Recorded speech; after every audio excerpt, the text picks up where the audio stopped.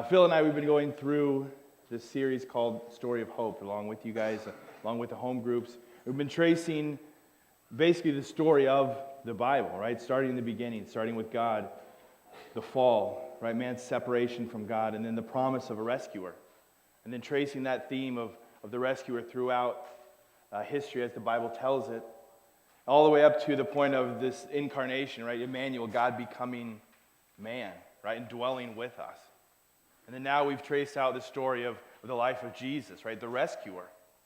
And so today, as we look forward to the lesson we're going to be doing today, and then even the rest of our series, right? We have about 5 weeks left, right? We see Jesus actually, as the rescuer, turning from his ministry of teaching and helping people and proving his being God to the cross. Or we see him move this direction back toward Jerusalem, back toward death. Right? The God who created everything just by his voice.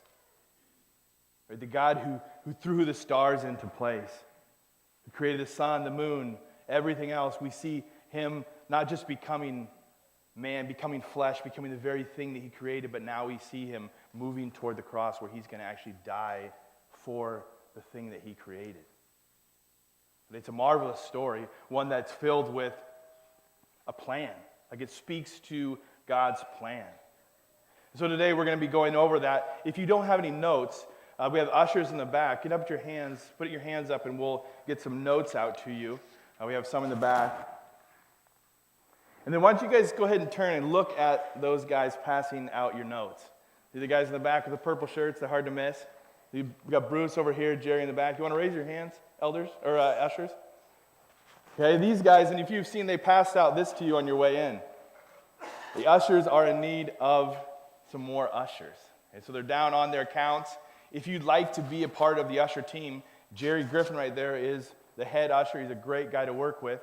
Does a good job organizing and everything. So if you'd like to be an usher, if you'd like to help out and to serve the body in this way, perhaps your gifts that God has given you are in the area of service.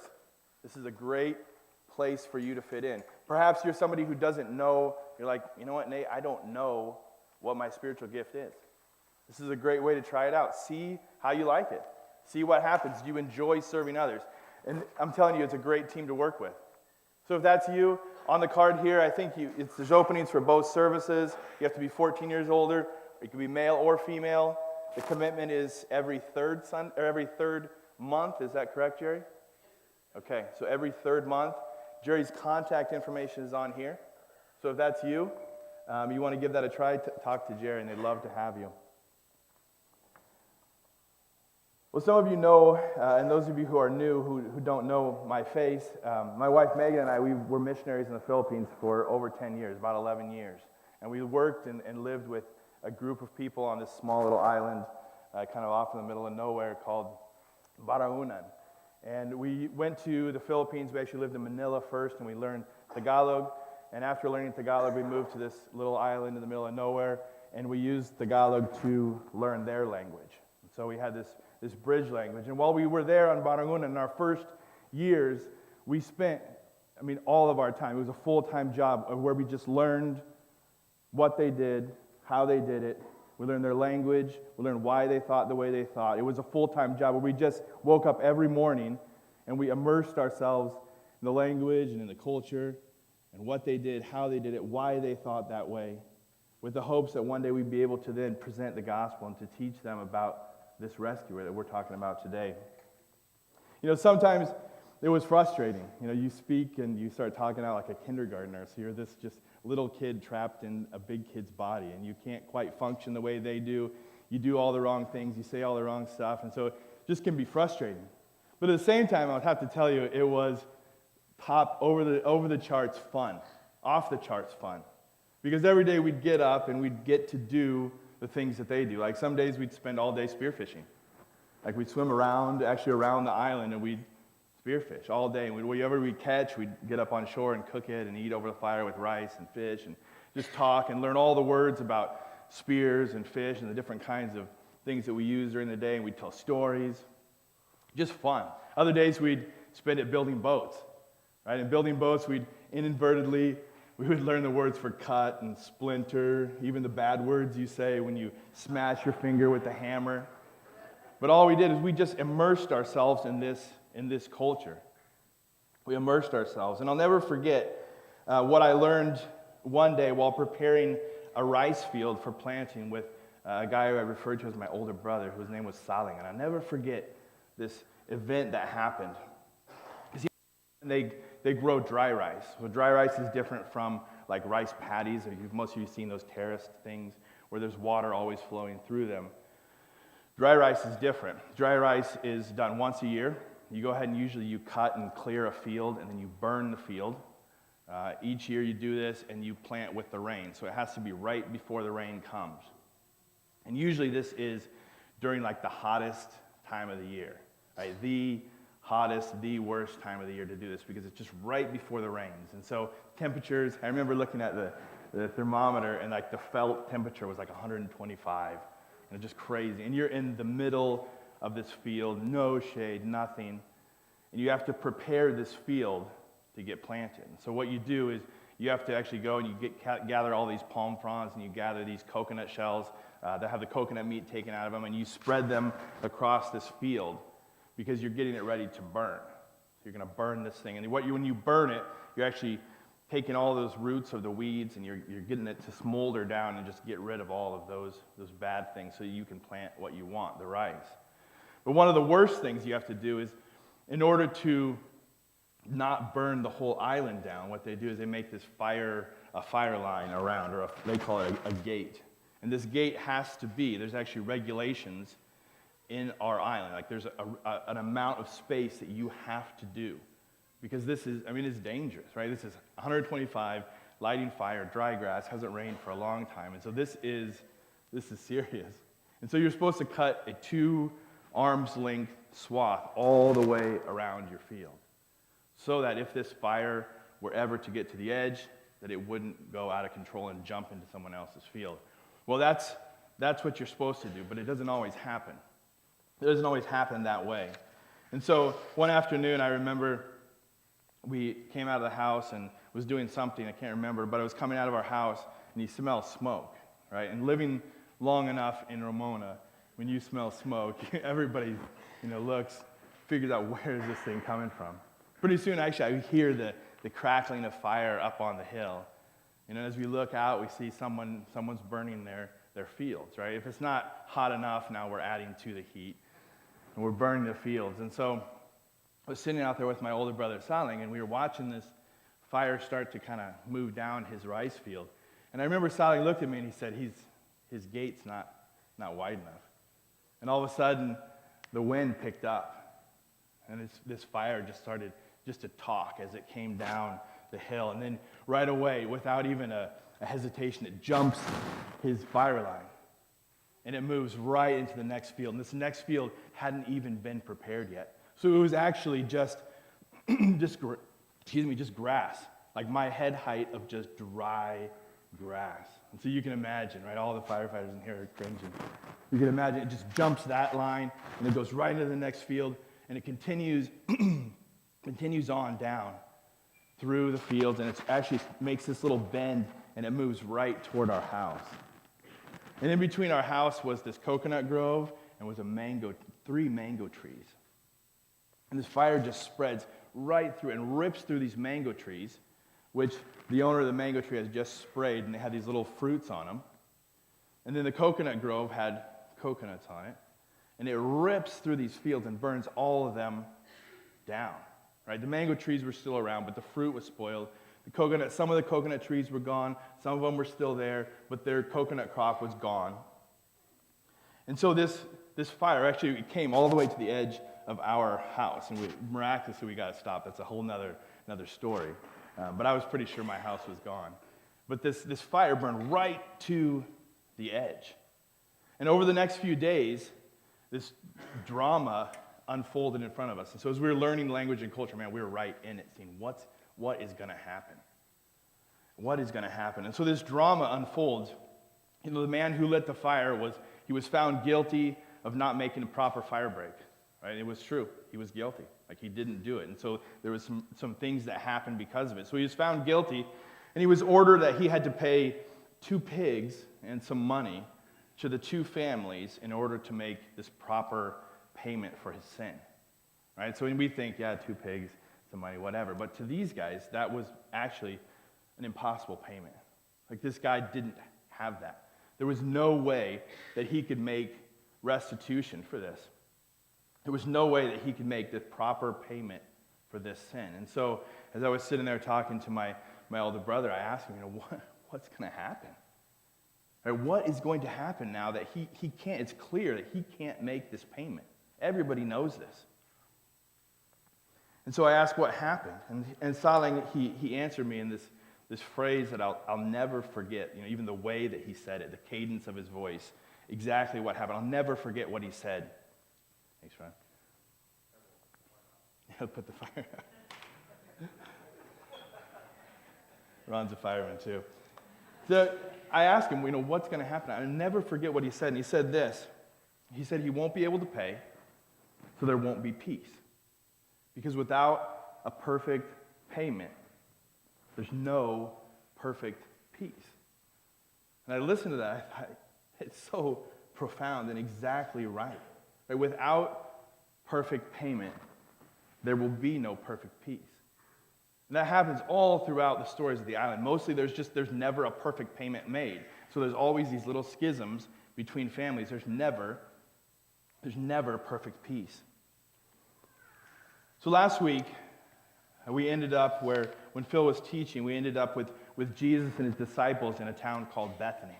Right? In Bethany, we know it's only about 2 hours, less than 2 miles from Jerusalem, so it's not far. But there in Bethany, Jesus had just called out, if you remember, a dead man from his grave. Right? This guy Lazarus, Jesus' friend, had been dead for over 3 days. Right? His body was beginning to stink. He's in this cave, buried, wrapped up. And then Jesus, right, goes to him and he just calls him out. And what happens? Lazarus does what? He comes out. Right? Actually, Jesus raises him back from the dead. Lazarus comes out. In the countryside, you can imagine, right? It was just ablaze with this topic, this thing that had happened. Right? The story was out there, gossiping, people telling, passing it from one person to another.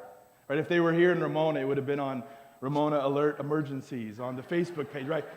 Everybody would have known. Everybody would have known. The town was just simply ablaze. And so Bethany, being just less than 2 miles from Jerusalem, the leaders we know, the leaders of Israel, right, who resided in Jerusalem, the spiritual heads, the Pharisees, the Sadducees, the scribes, they heard about this. Right? They heard what happened. And throughout the last few years, Jesus, right, he'd not only just claimed to be God, but he'd actually done the things that proved that he was God. That he'd systematically demonstrated control and authority over all areas of life. That it was an authority, it was a control that only God could have. It was this amazingness about Jesus where he would say things and people would obey, like the wind. That he would just speak, and the wind would calm down like an obedient dog and just sit. Right? This is the control, this is the authority Jesus would have. Demons trembled in fear, and they followed his instructions.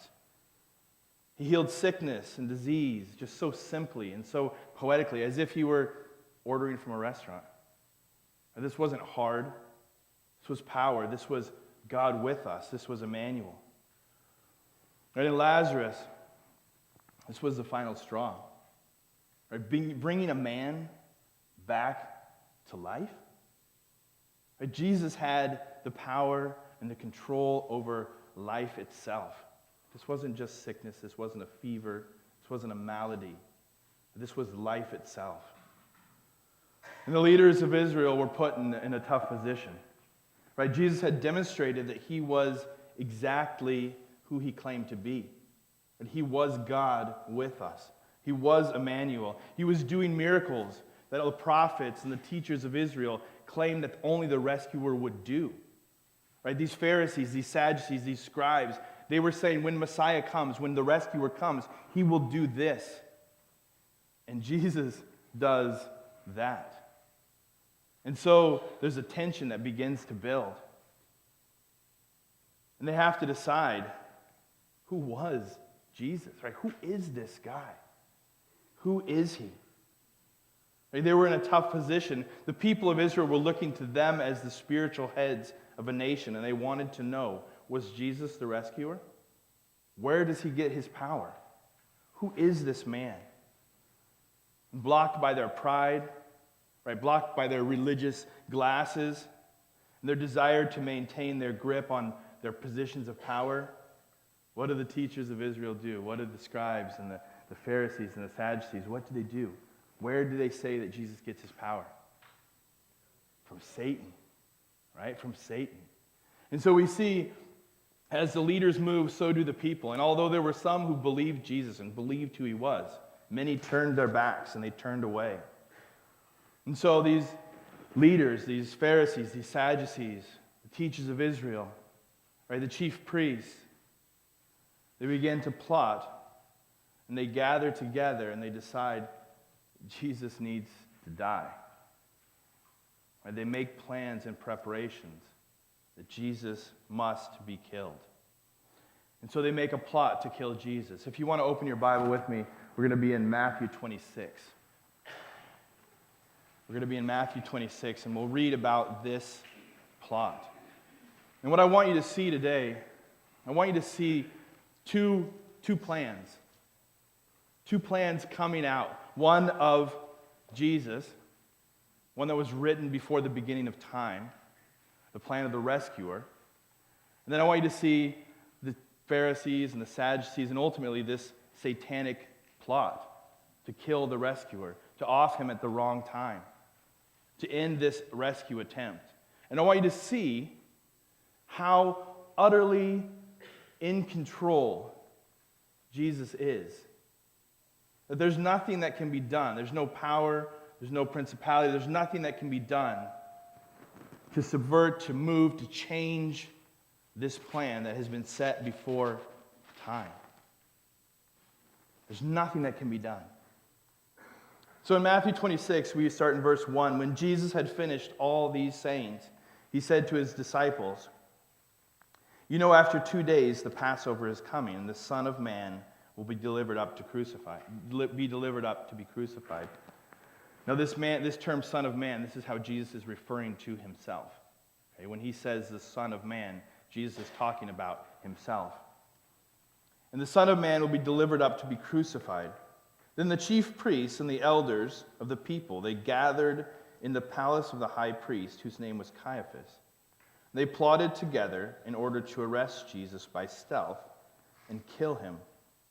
But they said, 'Not during the feast, lest there be an uproar among the people.'" So this wasn't the first time that a plot had been made to kill Jesus, right? Do you remember Herod? Or do you remember when Jesus was just an infant? Right? And Herod, wanting to off this new king of the Jews, right, sent the wise men ahead as spies, and then actually went through into Bethlehem and offed all of these babies born under the age of 2. Right? This wasn't the first time. You can also think of Jesus' ministry, where there's times that he just makes people so angry, the Jews so angry that they actually try to push him off cliffs. Right? So this isn't the first time that they have tried to kill Jesus, or he's been tried to be killed. But things were different this time, right? Jesus knows their plans, but it's different. He confirms to his disciples this time that he, in fact, was going to die. Right? He was going to die. But why? Right? Why now? What's the difference now? Right? Why wasn't he killed as a baby? Why couldn't he have been killed earlier in his ministry? Right? Why now? Did Satan finally come up with a plan that was just too good? Like it was just ready to work? And the answer is no. Because this is the difference. This was the plan. This was the plan. This was the plan that was set forth before the beginning. Right? The plan that was hinted at through the prophets. Right? Through the stories and and events in the Old Testament that was brought out. This was the plan written before the ages.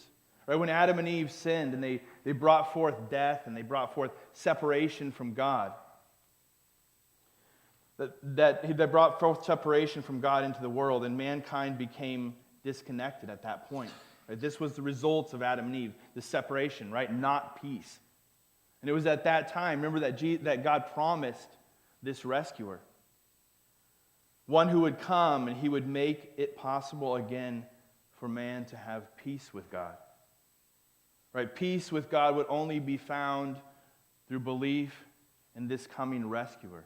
Right? Not just in this rescuer, but in his perfect payment to make perfect peace. To pay for that debt of sin that separates us from God.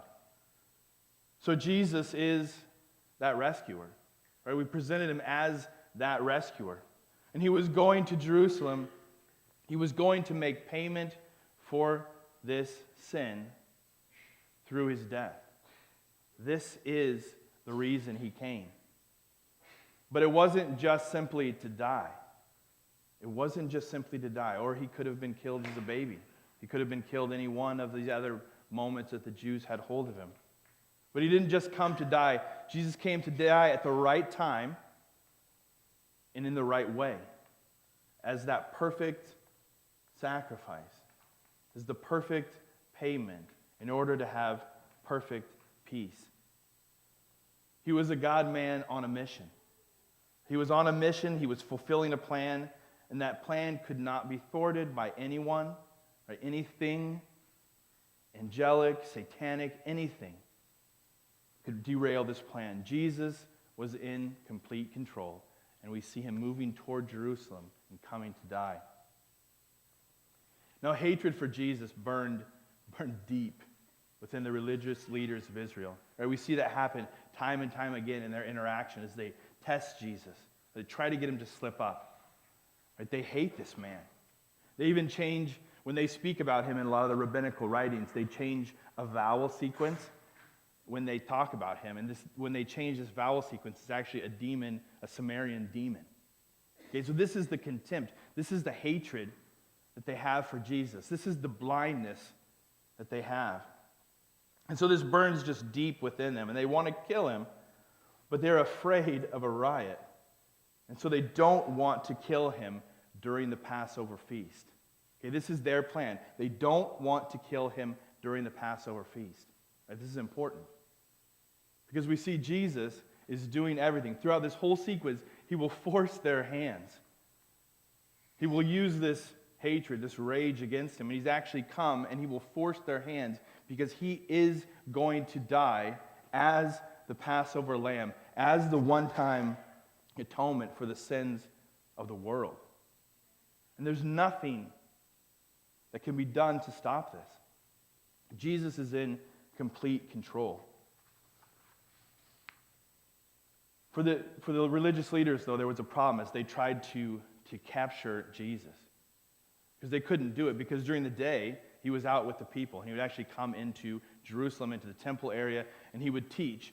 And during the day, he was with too many people, and so they couldn't grab him then. And at night, he would disappear, and he would go off into the gardens of the Mount of Olives. And they didn't exactly know where he was. And so they couldn't actually grab him. So they needed someone on the inside. Or they needed someone who could present Jesus to them at a time when he was alone. Or they needed an insider. They needed someone who would betray him. And we know that Judas was that man. Right? He was one of the 12 disciples. He was responsible for holding the group's money.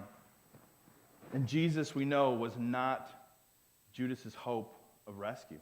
Right? He was not Judas's rescuer. We can read from different instances and stories that actually money was. Money was Judas's hope. Money was his rescuer. And so Judas goes and he presents the high priest with their opportunity. For 30 pieces of silver, Judas was to help the religious leaders capture Jesus. And this is an interesting note there that just really shows the contempt, the hatred the religious leaders had for Jesus. Is this 30 pieces of silver. If you go back to Exodus, This is actually the payment made if an ox gets out of your yard and gores someone else's servant. Okay, and this is the payment for a slave. And so throughout the Jewish history, this actually had this 30 pieces of silver, had a stigma to it. Like you would avoid paying somebody 30 because it was actually this slam against them. Right? It was a sign of just how much you hated or disgusted by them. And so you'd pay them 29 or 31, but you'd never pay 30 because it was a sign of disrespect. And so you even see here in their payment of Judas, it just shows their utter hatred of Jesus. And so the plan is set. Judas would betray Jesus. That Jesus would be betrayed by one he loved. And so traveling from Bethany, Jesus and his disciples, they arrive in Jerusalem to celebrate the Passover feast. Right? And it's at this point that we see Jesus, he does, again, something strange, something we don't expect. Right? This is as he comes in, he's been in the town, and they now are going to have the Passover feast with his disciples, his last time. And so Jesus, he looks at Peter and at John, and he tells them to go, and they're to go into Jerusalem, and they're to prepare the feast.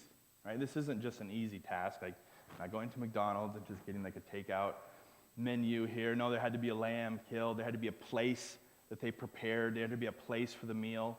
Jerusalem was just teeming with people, and so this is not really a easy thing. And so the disciples, they ask a very good question. Right? They ask, where? Where are we going to do this? And where are we going to have this feast? And so Jesus, in his answer, how would you think he would answer? Right? How would you answer? Well, we have it prepared. You're going to go to John's, down the street. He's got a room for us. So go there. It'll be prepared. Right? Or go to so-and-so's house, or go down this street, turn right, it's near the temple. Right? That's how you would expect him to answer, isn't it? But he doesn't answer that way. He actually tells them that a man carrying water is going to meet them.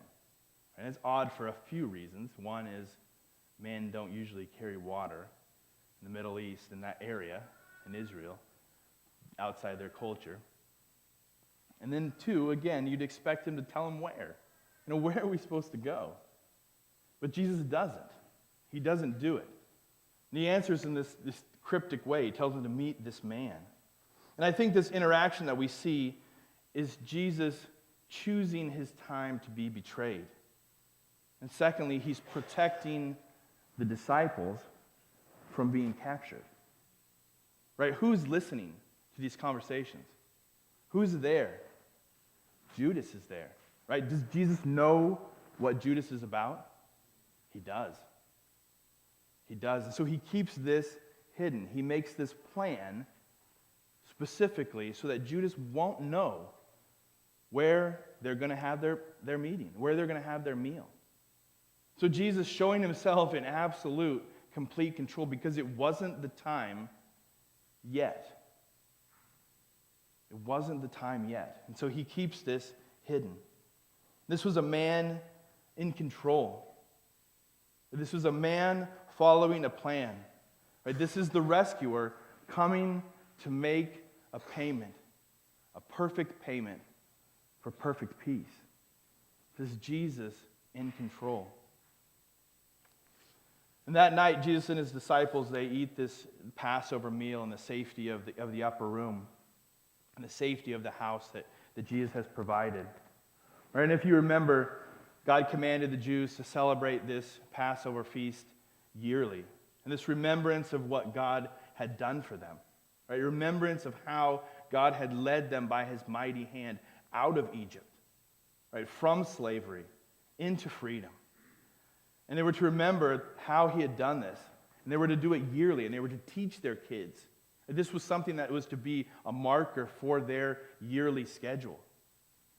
This was to happen over and over again. They were to choose a lamb without blemish. Right? A male lamb. No broken bones. No maladies. Then the lamb was to be set aside. This lamb was to be tested. And it had to be the right lamb. Right? It had to be the perfect sacrifice. And then they would kill the lamb, and they would prepare it, and they would eat it.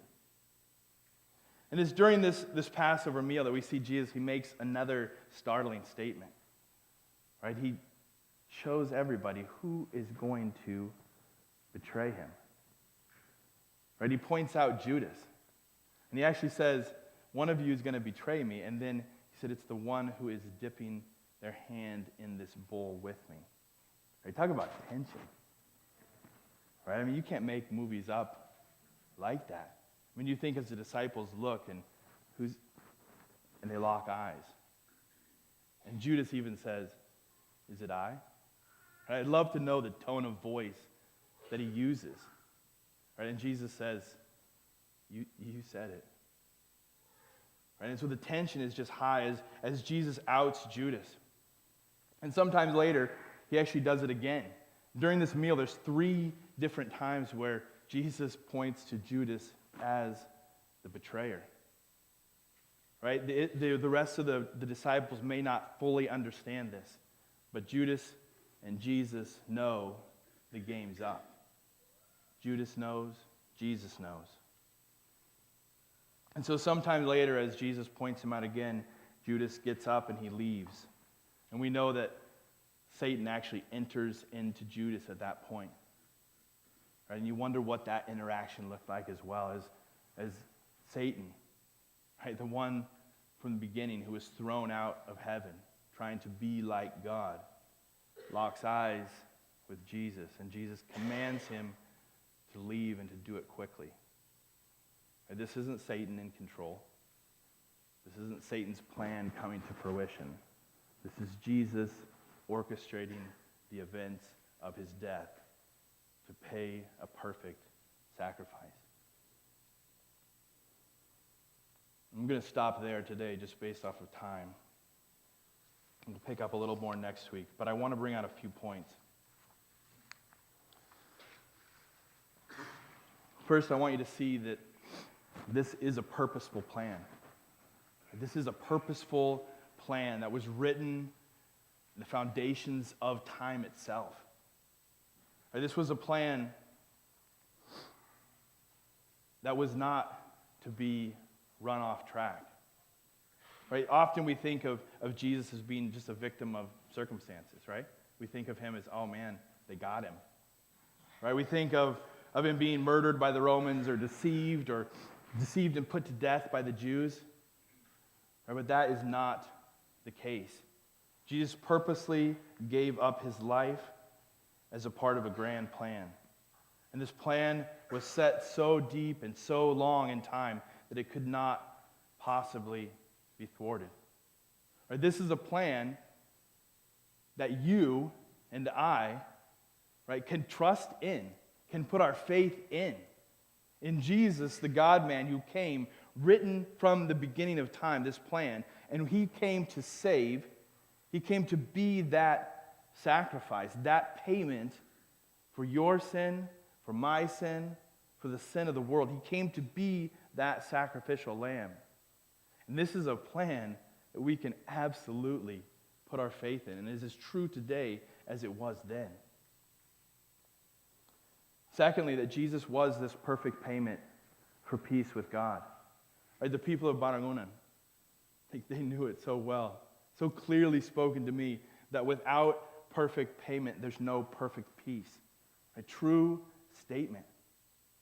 Right? Without perfect payment for our sins before a God that's holy, there can be no peace with God.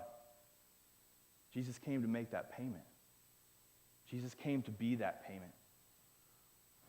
And lastly, as a warning, I think we see that pride is absolutely blinding. You think of the Pharisees and the Sadducees, these religious leaders who had taught, who knew their scriptures. Right? God stood before them. This wasn't as if they didn't know who God was. This was because of their pride, just an utter blindness to what was standing in front of them. And that's true for us today as well. But I've enjoy listening to debates between atheists and Christians, and as I listen to these conversations, and it always gets down to this one final point, where the Christian will ask, if I could prove to you beyond a shadow of a doubt that there was a God, would you worship him? I tell you, 9 times out of 10, the answer is no. Right? Pride. Right? Pride gets in the way. And so if that's you today, man, I would ask you not just to accept everything that we say is true, but find out from the source. Right? Read it. Read the Gospel of John. Is Jesus who he says he is? And if he is, the way, and worship him. Put your trust in him as the one to make that perfect payment for perfect peace with God. And as Bob's going to come up and we're going to celebrate just the Lord's Supper. We're going to celebrate the very thing that he did the night he was betrayed. It's that zero, that grounding point that makes us all right with God, that makes us family, that makes us brothers and sisters. Bob, why don't you come up and I'll pray for us as we close. Heavenly Father, we love you. And we marvel at your plan and we worship you for your greatness and for your power. But also we worship you for your love, the love that you had for us, that you came and became like us in order to make that perfect payment. I love you in your name.